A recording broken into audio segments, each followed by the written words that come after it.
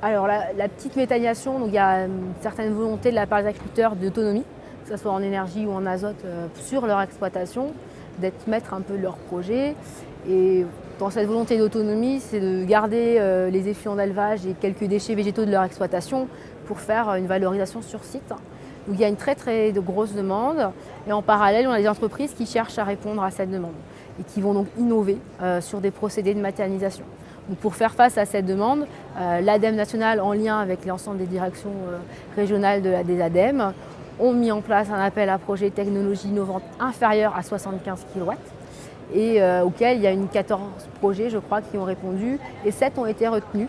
Donc voilà, il y a 7 projets, que ce soit en voie sèche ou en voie humide, qui ont été retenus, qui vont être suivis pendant un an et demi. Et à partir de là, on va pouvoir conclure sur les technologies présentées, à savoir si le projet et la réalité sont cohérents, si c'est reproductible, si c'est viable, et donc pouvoir faire avancer cette filière face à une très forte demande du territoire. En plus, le constat en Europe, c'est que les autres pays, nos voisins européens, ont aussi une tendance à revenir sur des petits projets, qui sont plus à la taille d'exploitation qu'il y a une demande.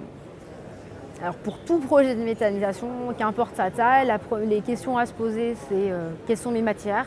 Est-ce qu'elles sont suffisantes? Est-ce que je peux travailler déjà avec mes voisins, qu'ils soient agriculteurs, qu'ils soient collectivités, que ce soit un industriel?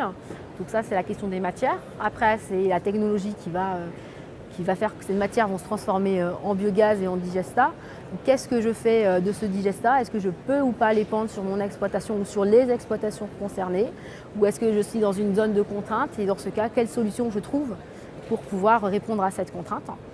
Et pour le biogaz, c'est qu'est-ce que j'en fais? Comment je le valorise? Et le point de la valorisation énergétique est le point le plus difficile et souvent le plus critique des projets. Et le dernier point, c'est l'homme, parce que voilà, il faut du temps à consacrer à un projet, avant, pendant, après.